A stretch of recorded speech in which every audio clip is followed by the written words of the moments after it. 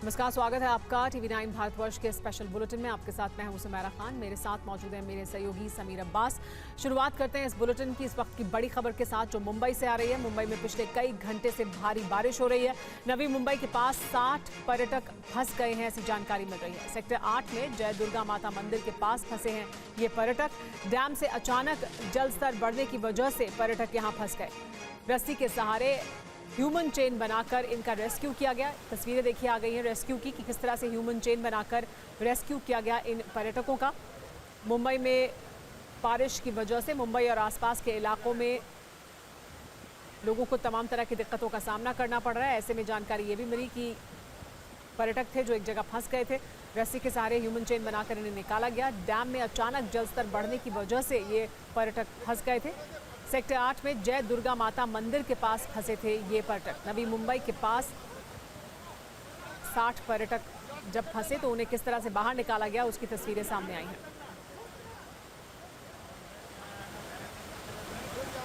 हम आपको लगातार ये भी जानकारी दे रहे हैं कि किन किन इलाकों में मुंबई में मानसून का जो कहर है वो देखने को मिल रहा है। कुर्ला के एलबीएस इलाके में सेंट्रल रेलवे की लोकल देरी से चल रही है, वो प्रभावित हुई है इस बारिश की वजह से।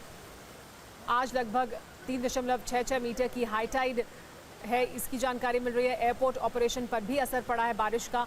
कई घंटे से लगातार बारिश हो रही है और इसका क्या असर मुंबई में देखने को मिल रहा है वो हम आपको लगातार जानकारी अपने स्क्रीन पर देख रहे हैं।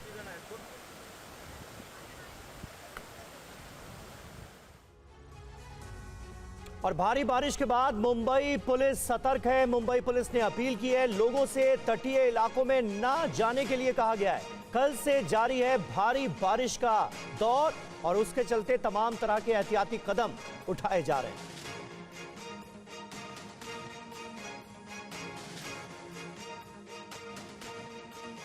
तो कल से ही मुंबई में भारी बारिश का दौर जारी है। मुंबई पुलिस ने ऐसे में अपील ये की है कि तटीय इलाकों में ना जाएं। सबसे पहले अब आपको नवी मुंबई की तस्वीर दिखा रहे हैं। यहाँ पर आप हाल देखिए क्या है। सड़क पर पानी इस कदर भर गया है कि कारें पानी में डूबी हुई नजर आ रही हैं। सड़कें पानी में डूबी हुई हैं, आना जाना मुश्किल साबित हो रहा है। नवी मुंबई की ये तस्वीरें हैं। कल से मुंबई और आसपास के इलाकों में लगातार भारी बारिश हो रही है और इसकी वजह से कई इलाकों में जबरदस्त जल जमाव हो गया है।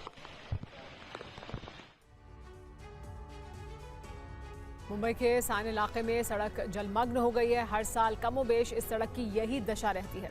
घंटे भर की बारिश में ही सड़क पर जाम लग जाता है, यहाँ पर रफ्तार धीमी हो जाती है। राजीव सिंह की यहीं से देखिए एक्सक्लूसिव रिपोर्ट। मुंबई में लगातार हो रही बारिश के चलते जगह जगह पर जल भराव की स्थिति पैदा हो गई है। मुंबई के साइन इलाके की तस्वीर आपको दिखाते हैं। ठीक मेरे पीछे देखिए, यहाँ पर सड़क पर किस तरह से बड़े पैमाने पर आपको जल भराव दिखाई देगा। लगभग 1.5 फीट पानी जो है यहाँ पर सड़क के किनारे जमा है और इस वजह से जो वाहन चालक हैं उन्हें खासी दिक्कतों का सामना करना पड़ रहा है। गाड़ियों की रफ्तार जो है वो बेहद धीमी हो गई है और इस वजह से ट्रैफिक पर इसका असर पड़ने देखने को मिल रहा है। सबसे महत्वपूर्ण बात यह है कि मुंबई में ऑरेंज अलर्ट मौसम विभाग ने घोषित कर रखा है और लोगों से पुलिस ने भी अपील की है कि अगर जरूरी हो तो ही घरों से बाहर निकले। हालांकि रविवार का दिन होने की वजह से बहुत ज़्यादा सड़कों पर ट्रैफिक नहीं है, लेकिन जल भराव के चलते वाहन चालकों को जरूर दिक्कतें हो रही है। जो लोग अपने काम के लिए घरों से गाड़ियां लेकर निकले हैं उनके लिए सबसे ज़्यादा दिक्कतें हो रही है। आप देखिए किस तरह से जो गाड़ियां सामने से आ रही हैं उनकी रफ्तार कितनी कम है, बेहद धीमी गति से आगे बढ़ रहे हैं। इससे आप अंदाज़ा लगाइए कि किस तरह से मुंबई में बारिश के चलते यहाँ पर समस्या हो गई है। ये तस्वीरें मुंबई के साइन इलाके की है और यहाँ पर ऐसी स्थिति की वजह से ही हर साल लोगों को परेशानियों का सामना करना पड़ता है। और नवी मुंबई की अगली तस्वीर आपको दिखाने जा रहे हैं। नवी मुंबई में भारी बारिश के चलते कई जगहों पर लोगों को भारी परेशानियों का सामना करना पड़ रहा है। कई इलाकों में रास्तों पर 3-3 फीट तक पानी भर गया है। भारी बारिश के कारण नवी मुंबई के कई इलाकों में जलभराव देखने को मिल रहा है। तस्वीरों में आप देख सकते हैं परेशानियों का सामना करना पड़ रहा है। कई जगहों पर जल जमाव में लोगों की गाड़ियां बंद हो गई। मुंबई के फायर विभाग और दूसरे विभागों की ओर से पानी में फंसे लोगों की मदद की जा रही है। इधर काफ़ी पैमाने में पानी जमा है तो हम लोग को लोगों को मदद कार्य कर रहे हैं और बहुत सारी गाड़ियां भी इसमें फंसी थी, उनको भी अभी निकाल दिया है।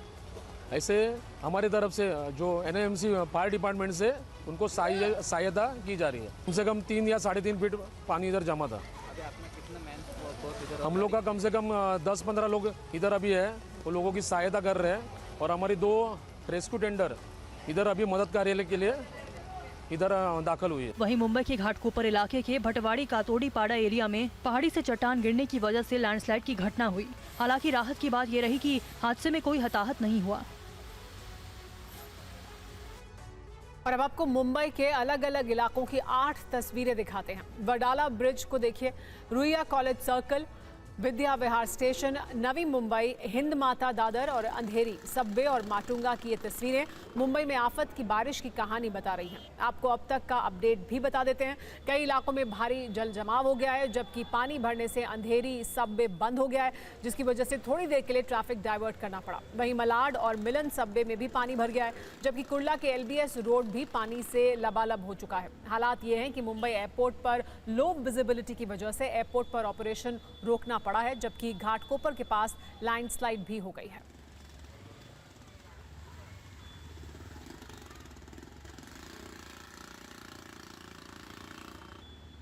तो अलग अलग इलाकों की ये तस्वीरें हमने आपको दिखाई और इस बीच नवी मुंबई से जो अहम खबर हमारे पास आई उसका एक बार फिर हमें रुख करना होगा। नवी मुंबई के पास 60 पर्यटक फंसे हैं।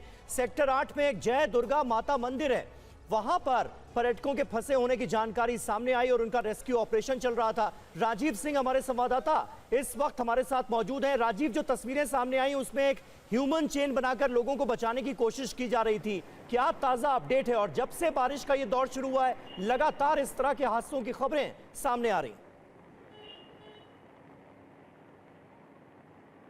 बिल्कुल, देखिए मुंबई और उसके आसपास यानी कि MMR रीजन में जितने भी डैम हैं, जितने भी वाटरफॉल हैं, इन सारी जगहों पर मानसून की शुरुआत से ही धारा 144 लगा दी जाती है, यानी कि वहाँ पर आम लोगों की जाने की मनाही होती है।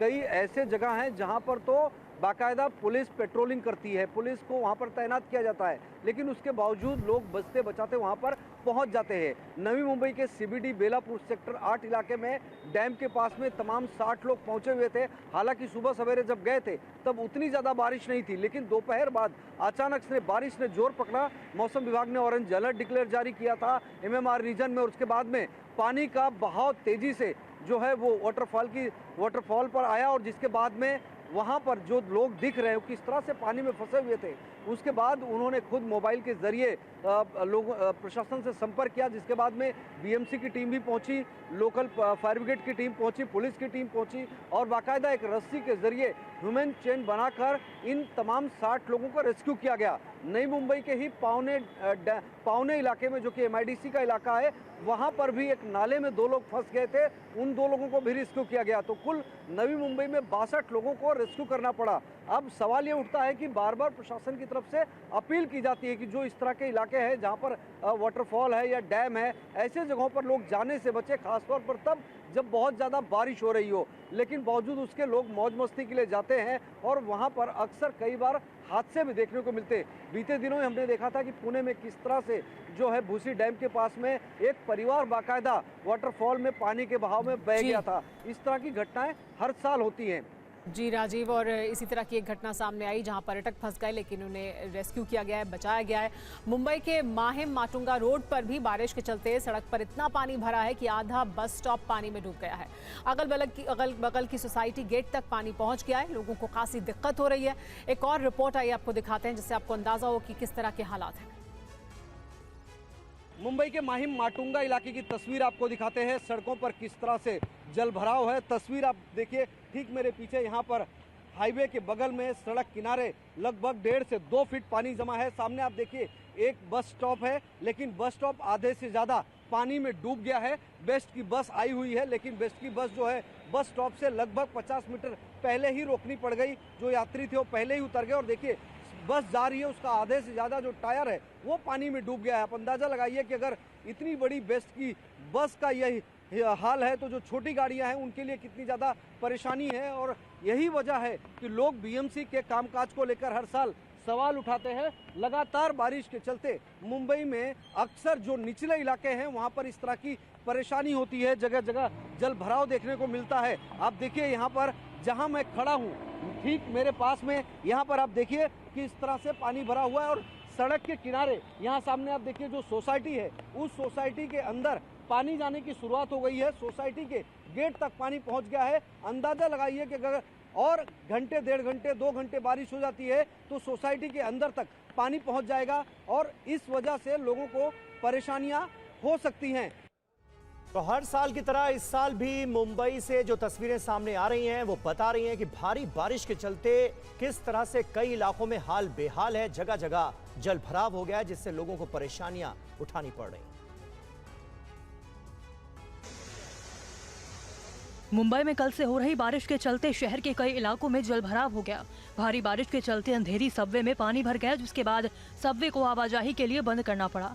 इसका असर अंधेरी ईस्ट और अंधेरी वेस्ट की कनेक्टिविटी पर पड़ता है। अंधेरी सबवे बंद होने को लेकर मुंबई यूथ कांग्रेस के कार्यकर्ताओं ने बीएमसी के खिलाफ प्रदर्शन किया और भ्रष्टाचार का आरोप लगाया। या बीएमसी के भ्रष्टाचार की पोल खुल रही है। बीएमसी ने एक ताजमहल बनाया है, उसका स्विमिंग पूल यहाँ पर अंधेरी सबवे को बना दिया है। तो कितने इंच का पंप लगा कर रखा है, पाइप लगाई है कि पानी नहीं निकल पा रहा है। और क्यों हर साल ये पंपिंग पे पैसा बर्बाद करते हैं? परमानेंट सोल्यूशन क्यों नहीं निकालती है बीएमसी?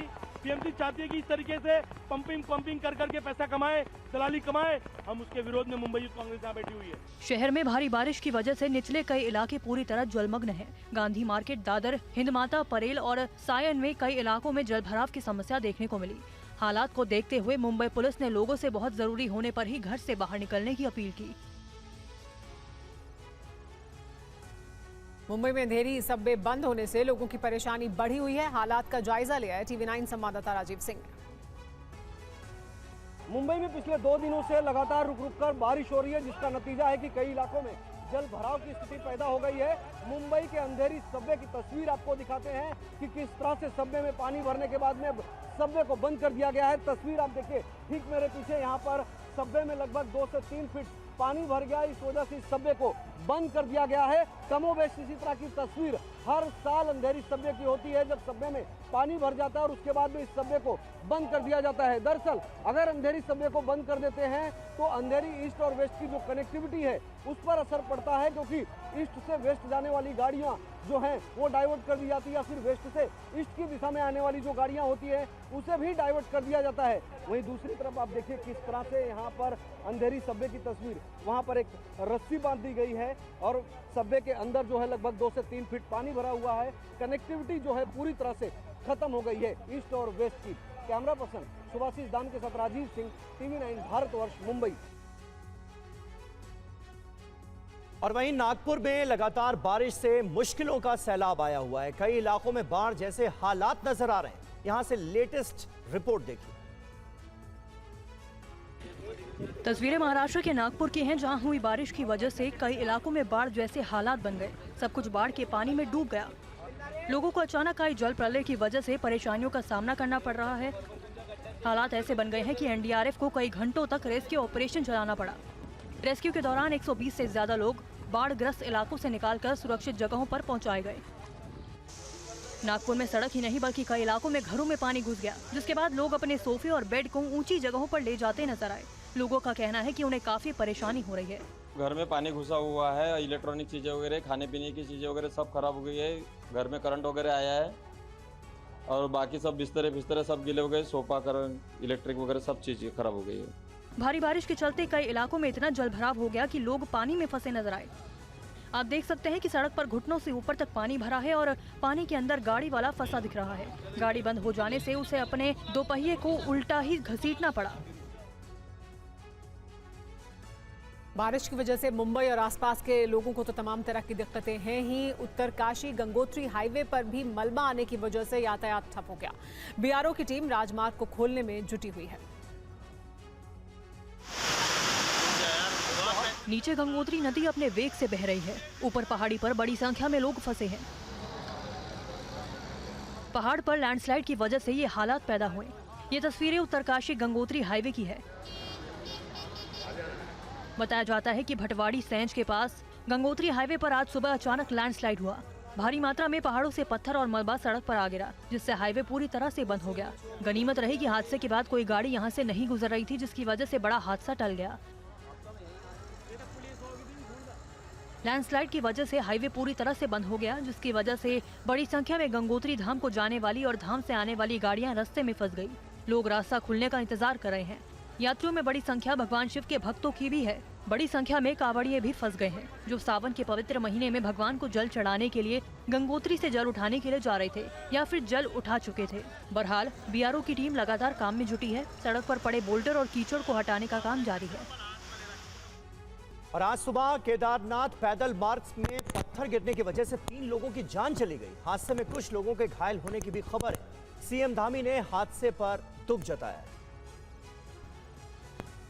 केदारनाथ धाम के रास्ते में 3 लोगों ने दम तोड़ दिया। पहाड़ी से पत्थर के साथ मलबा गिरने से कुछ तीर्थयात्री उसकी चपेट में आ गए। किसी को जब तक कुछ समझ आता 6 यात्री हादसे की जद में आ गए। इनमें 3 यात्री रास्ते में ऊपरी रास्ते से नीचे गिरे। पत्थर पर सर टकराने की वजह से घटनास्थल पर ही 3 लोगों की दर्दनाक मौत हो गई। तस्वीरें आपको विचलित कर सकती हैं। हादसे में 3 लोगों के घायल होने की खबर है। उन्हें गौरीकुंड पुलिस ने इलाज के लिए अस्पताल भेजा है। तस्वीरों में देख सकते हैं कि पहाड़ों पर बारिश होने की वजह से काफी मात्रा में मलबा गिरा। कुछ लोगों ने भागकर अपनी जान बचाई। ये तस्वीर देखिए, एक आदमी भाग रहा है और काफी मात्रा में संकरे रास्ते पर पत्थर गिरे हैं। अब हादसे की तुरंत बाद का ये वीडियो देखिए। यात्रा मार्ग की लोहे की रेलिंग को तोड़ते हुए बड़े बड़े पत्थर गिर पड़े। पत्थर के साथ कुछ पेड़ भी नीचे आए, जिनके साथ यात्री भी गिर पड़े। हादसे के बाद कुछ लोग देखिए किस तरह भागते नजर आए। बताया जाता है कि यह हादसा गौरीकुंड के करीब 3 किलोमीटर आगे चीरवासा नाम की जगह पर हुआ। हादसे के बाद गौरीकुंड पुलिस और डीडीआरएफ की टीमें राहत और बचाव के काम में जुटी, लेकिन 3 लोगों को नहीं बचाया जा सका।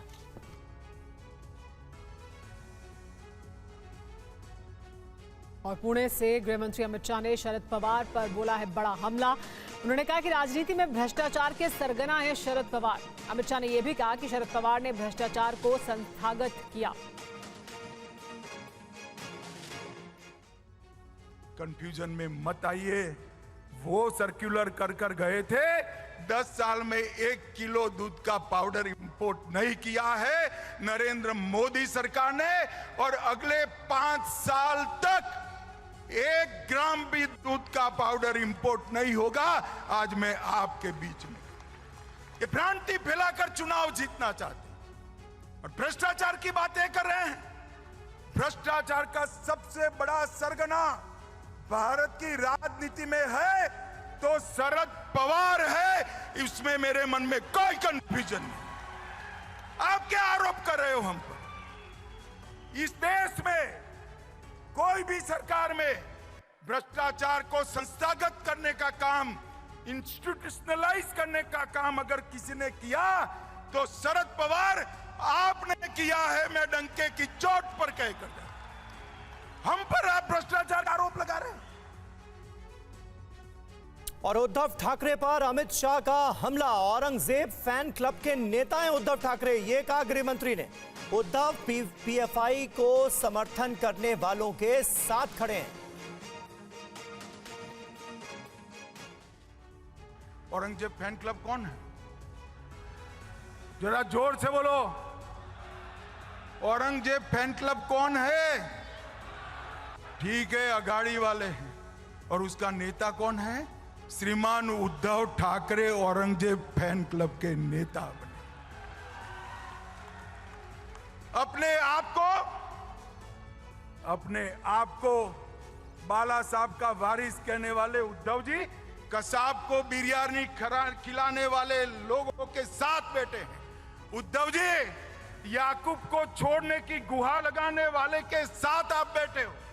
जाकिर नाइक को मैसेंजर ऑफ पीस बनाने वालों की गोदी में उद्धव जी आप बैठे हो। पीएफआई को सपोर्ट करने वालों की गोदी में उद्धव ठाकरे आप बैठे हो। और संभाजी नगर का विरोध करने वाले की गोदी में उद्धव ठाकरे आप बैठे हो। आपको शर्म आनी चाहिए। शरद पवार और उद्धव ठाकरे ही नहीं, राहुल गांधी पर भी अमित शाह ने हमला बोला। राहुल गांधी हार के बाद भी अहंकारी हो गए, कहा अमित शाह ने। पहली बार देखा कोई हार के बाद अहंकारी हो गया, राहुल गांधी के लिए कहा अमित शाह ने। महाराष्ट्र और हरियाणा जीतकर राहुल अहंकार तोड़ेंगे। मेरे राजनीतिक जीवन में कई जय पराजय देखे, परंतु मैंने जीवन में कई लोगों को जीतने के बाद अहंकारी होते हुए भी देखा है। जीतने के बाद अहंकार आना, इसका आपको सैकड़ों उदाहरण दुनिया भर की राजनीति में मिलेगा, मगर एक अनूठा उदाहरण राहुल गांधी दुनिया को दे रहे, वो हारने के बाद अहंकारी हो गए। भाइयों और बहनों, मैं आज आपको बताने आया हूं, भारतीय जनता पार्टी को 240 सीटें मिली, एनडीए को 300 सीटें मिली और पूरे इंडी अलायंस को इकट्ठा होकर 240 सीटें नहीं मिली है, ये हमें याद रखना है। भाई और बहनों, 14, 19 और 24 तीनों चुनाव का अगर योग कर देते हैं कांग्रेस पार्टी की सीट का, तो भी 240 नहीं होता, जिसका हमें 24 में मिला है।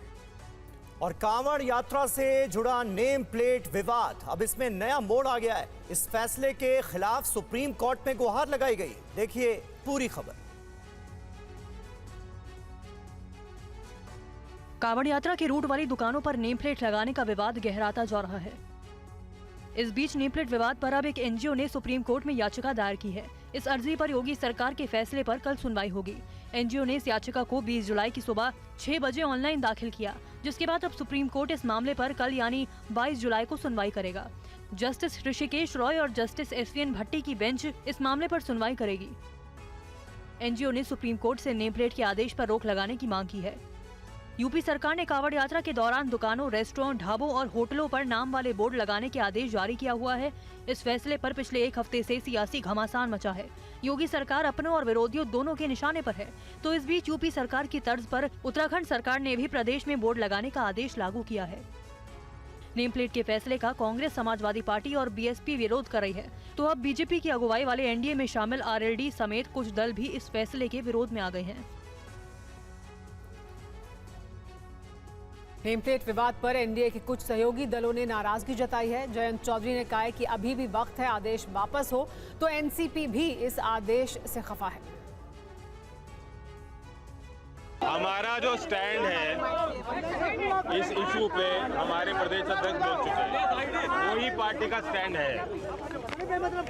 और जो कावड़ लेके जाते हैं उनकी सेवा में सभी लोग लगते हैं। ना तो कावड़ लेके जाने वाला व्यक्ति कोई पहचान करता है, जो सेवादार है उनकी वो एक आशीर्वाद की तरह वो प्राप्त करते हैं, ग्रहण करते हैं और आगे चलते हैं अपने काम। कोई इस हिसाब से जाति या धर्म के पहचान करके सेवा नहीं लेता और ना ही इस मामले को धर्म जाति से जोड़ा जाना चाहिए। सब प्रतिष्ठान अपना नाम लिखें, अब एक मालिक कोई और हो सकता है। कावड़ यात्रा पे इस तरह से पहली बार जो ये इस तरह से जो भी कदम उठाए गए हैं, मैं समझता हूं कि इसमें संशोधन करने की ज़रूरत है और यूपी की सरकार ने भी इस मामले में ये जो उन्होंने कदम उठाया है इसको वापस लेने की ज़रूरत है। और नेम प्लेट विवाद पर एआईएमआईएम चीफ असदुद्दीन ओवैसी ने कहा है कि यूपी सरकार का आदेश संविधान के खिलाफ है, इससे समाज में विभाजन होगा। हमने कहा कि कोई सरकार संविधान के खिलाफ ऑर्डर पास करती है तो भारत सरकार को उसका नोट लेना चाहिए, उनके पास अख्तियार है। ये इस तरह से जो ऑर्डर निकालकर आर्टिकल 17 का वायलेशन है संविधान का, अनटचेबिलिटी को प्रमोट कर रहे हैं, राइट टू लाइफ के खिलाफ है, आप लाइवलीहुड के खिलाफ है, आर्टिकल 19 के खिलाफ है। और ये आप होते कौन है भाई? आप किस बुनियाद पर ऑर्डर निकाल रहे हैं? और आपके ऑर्डर निकालने से मुजफ्फरनगर इतने ढाबे और मुस्लिम एम्प्लॉयज़ को निकाल दिया गया है। जो मुसलमान के ढाबे थे वहाँ कोई जा नहीं रहा है खाना खाने के लिए। अब ये कहाँ रुकेगा? कल कोई मुसलमान बोलेगा रमज़ान में 30 दिन रोज़े रखता हूँ, 15 घंटे में पानी नहीं पीता हूँ, पानी मत पिलाइए किसी को। ऐसा कर सकते क्या आप? और किस बुनियाद पर आपकी AFC को, मैकडॉनल्ड्स से इतनी मोहब्बत कैसा होगी आपको? उनको कहा जा रहा है क्या?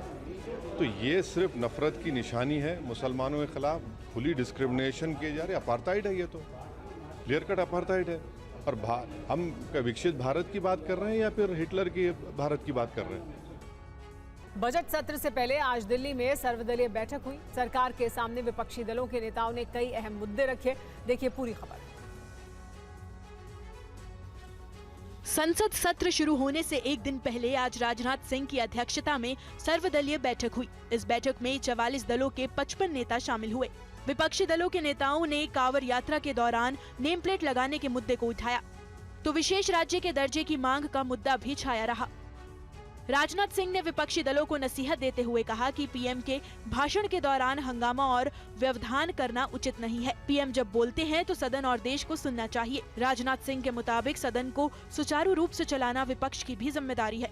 संसदीय कार्य मंत्री किरेन रिजिजू ने बताया कि मीटिंग बहुत उपयोगी रही, अच्छे सुझाव मिले।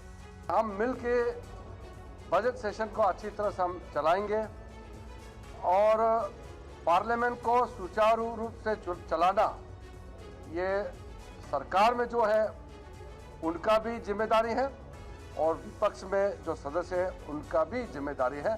हम मिल करके अच्छी तरह से बजट सेशन को चलाएंगे, ऐसा हमारा अपील है। और सर्वदलीय बैठक के बाद रामगोपाल यादव ने कहा कि सरकार मुसलमानों को टारगेट कर रही है। इससे पहले कभी कांवड़ यात्रा में धर्म को लेकर कोई विवाद नहीं हुआ। सर्वदलीय बैठक में आपने किन मुद्दों को रखा, क्या मांग की? देखिए, इस देश में अब सिर्फ मुद्दे ही मुद्दे हैं और कुछ नहीं है, समस्या ही समस्याएं हैं। हमने डिप्टी स्पीकर का मामला उठाया कि परंपरा ये है कि विपक्ष का डिप्टी स्पीकर होना चाहिए, लेकिन उसका उल्लंघन आप लोग कर रहे हैं, सरकार कर रही है। सरकार की तरफ सभी कोई जवाब नहीं, मामला पार्लियामेंट में भी उठाएगा। ये पूरे देश को सांप्रदायिकता की आग में झोंकना चाहती है बीजेपी, क्योंकि अब इन्हें खतरा हो गया है कि आगे जब भी चुनाव होगा ये चले जाएंगे सत्ता से। कमी थोड़ी सी रह गई थी कुछ राज्यों में, जिसकी वजह से ये सत्ता बनी रही, वरना सत्ता चली गई। तो इसलिए अब चाहते हैं फिर एक बार उन्माद पैदा करो, दंगे कराओ, फसाद कराओ। यूपी सरकार कह रही है पुराना आदेश है और ये यात्रा की पवित्रता को बनाए रखने के लिए ज्यादा झूठ कोई और बात नहीं हो सकती है। न किसी पत्रकार ने सुना, न किसी जनता ने सुना, न किसी जनप्रतिनिधियों आज तक सुना, पहली बार 2 दिन से सुना। ऑल पार्टी मीटिंग के बाद कांग्रेस सांसद प्रमोद तिवारी ने बयान दिया है। महंगाई, बेरोजगारी सरकार के संरक्षण में बढ़ रही है, कहा उन्होंने। जम्मू कश्मीर में रोज आतंकी हमले हो रहे हैं, लद्दाख में चीनी घुसपैठ हो रही है, कहना था प्रमोद तिवारी का। कांग्रेस नेता प्रमोद तिवारी हमारे साथ है। आज सर्वदलीय बैठक में किन किन मुद्दों को आप लोगों ने उठाया? देखिए, लगभग सभी मुद्दे, चाहे वो महंगाई, बेरोजगारी, कश्मीर का मुद्दा, ये सारे मुद्दे हम लोगों ने उठाए हैं। कांवड़ वाला यात्रा पर जिस तरह से बातें हो रही, ये सारे मुद्दे हम लोग उठा रहे हैं। आपने जो कांवड़ यात्रा को लेकर जो निर्देश दिया गया यूपी सरकार की तरफ से, आप लोग क्या चाहते हैं? हम लोग चाहते हैं जाति और धर्म के आधार पर बंटवारा ना हो। इस तरह फिर तो जो तमाम हरिजन हैं, दलित हैं, वाल्मीकि समाज के, उन लोगों का क्या होगा? सरकार ने क्या जवाब दिया? आपने जो मांग की आप लोगों ने? कोई जवाब नहीं। आपको लगता है कि संसद का सत्र जो है सुचारू रूप से चलेगा? सरकार पर निर्भर करेगा, हम लोग तो चलाना चाहते हैं। और वहीं ऑल पार्टी मीटिंग में जेडीयू ने बिहार को स्पेशल स्टेटस देने की मांग एक बार फिर उठाई है। सर्वदलीय बैठक में जेडीयू ने केंद्र सरकार के सामने ये मांग रखी। बजट सत्र से पहले केंद्र सरकार ने आज सर्वदलीय बैठक बुलाई। इस बैठक में तृणमूल कांग्रेस को छोड़कर लगभग सभी बड़े विपक्षी दल शामिल हुए। सर्वदलीय बैठक के बाद कांग्रेस नेता जयराम रमेश ने सोशल मीडिया पर पोस्ट करके दावा किया कि ऑल पार्टी मीटिंग में जेडीयू ने बिहार के लिए स्पेशल स्टेटस की मांग की। बाद में जेडीयू नेताओं ने भी इसकी पुष्टि की है। बिहार के विभाजन के बाद सारे संसाधन झारखंड चले गए। उसी तरह से आंध्र प्रदेश के विभाजन के बाद जो रेवेन्यू कलेक्शन के जितने सेंटर थे सब तेलंगाना में चले गए। दोनों राज्यों के उत्थान के लिए, विकास के लिए आवश्यक है कि उन्हें विशेष राज्य का दर्जा या उनके जैसी सुविधाएं मिलनी चाहिए। जेडीयू एनडीए सरकार में शामिल है। ऐसे में बिहार को स्पेशल स्टेटस के मुद्दे पर अब जेडीयू की मांग के बाद केंद्र सरकार पर दबाव बढ़ जाएगा। हालांकि जेडीयू पहले से ही बिहार को स्पेशल स्टेटस देने की मांग करती रही है।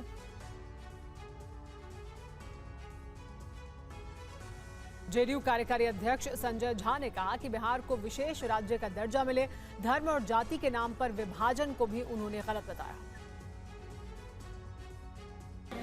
जेडीयू सांसद और कार्यकारी अध्यक्ष संजय झा हमारे साथ हैं। आज सर्वदलीय बैठक में क्या मुद्दे उठाए आपने? हम लोगों ने खास करके विशेष राज्य का दर्जा का मुद्दा हमारे पार्टी का स्टैंड शुरू से रहा है और उसको अगर टेक्निकली देने में कोई दिक्कत है तो बिहार को विशेष पैकेज मिले, ये जरूर हम लोगों ने उठाया है और अपेक्षा है सरकार से। उसी तरह फ्लड को लेकर के कि बिहार का एक बड़ा हिस्सा जो है नॉर्थ बिहार का फ्लड में डूब जाता है, तो उसको लेकर के क्योंकि सारा पानी आता है नेपाल से, वहाँ हाई डैम बनना है कोसी पर, लंबे टाइम से ड्यू है, तो भारत सरकार बात करके उसको रिजॉल्व करे, कोई रास्ता निकाले, और जब तक नहीं होता है तब तक बिहार के इस साइड में कोई न कोई सॉल्यूशन करे कि इसका प्रभाव कम किया जा सके। पिछले 10 साल में हजारों करोड़ हम बिहार सरकार का फ्लड को लेकर के खर्चा हुआ है। ये 2 बात हम लोगों ने उठाया। और टीएमसी प्रमुख ममता बनर्जी ने बांग्लादेशियों को लेकर बड़ा बयान दिया है। उन्होंने कहा है कि बांग्लादेश में मुसीबत में फंसे परिवारों के लिए हमारे दरवाजे खुले। पश्चिम बंगाल की मुख्यमंत्री ममता बनर्जी ने टीएमसी की शहीद दिवस रैली में बड़ा बयान दिया। ममता ने कहा कि अगर बांग्लादेशी हिंसा के बीच हमारे दरवाजे तक आएंगे तो उन्हें शरण देंगे। उन्होंने अपने इस बयान के लिए संयुक्त राष्ट्र के शरणार्थियों से जुड़े प्रस्ताव का उल्लेख किया। ममता ने कहा कि संयुक्त राष्ट्र के प्रस्ताव के मुताबिक अगर बांग्लादेश में कोई भी परिवार मुसीबत में है तो हम अपने दरवाजे खुले रखेंगे। हमें किसी भी जाल में नहीं फंसना चाहिए। हम वहाँ के छात्रों के बारे में चिंतित हैं। आपको बता दें कि बांग्लादेश में कोटा सिस्टम को लेकर छात्रों का विरोध प्रदर्शन हिंसक चल रहा है। आगजनी, हिंसा और फायरिंग हो रही है। हालात कंट्रोल से बाहर है। सेना हिंसा से निपटने की कोशिश कर रही है। पिछले 1 सप्ताह में कम से कम 114 लोगों की मौत हो चुकी है। वहीं करीब 4000 से ज्यादा लोग घायल हुए हैं। खबर है कि आरक्षण की आग में झुलस रहे बांग्लादेश की स्थिति को देखते हुए वहां की सुप्रीम कोर्ट ने नौकरी में आरक्षण का फैसला वापस ले लिया है। टीएमसी के शहीद दिवस कार्यक्रम में समाजवादी पार्टी के प्रमुख अखिलेश यादव भी शामिल हुए। उन्होंने मोदी सरकार पर हमला करते हुए एक बार फिर कहा कि दिल्ली की सरकार ज्यादा दिन चलने वाली नहीं है।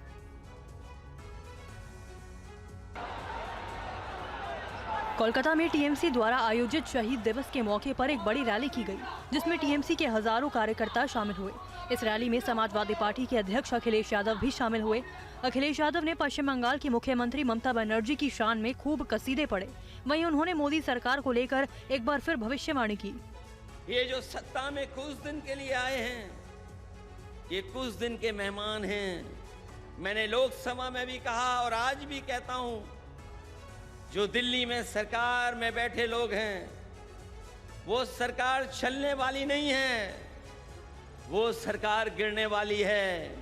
और हम और आप लोग देखेंगे एक दिन कि यही सरकार गिरेगी और हमारे आपके लिए खुशियों के दिन भी आएंगे। आपको बता दें कि पश्चिम बंगाल की मुख्यमंत्री ममता बनर्जी हर साल 21 जुलाई को शहीद दिवस मनाती हैं।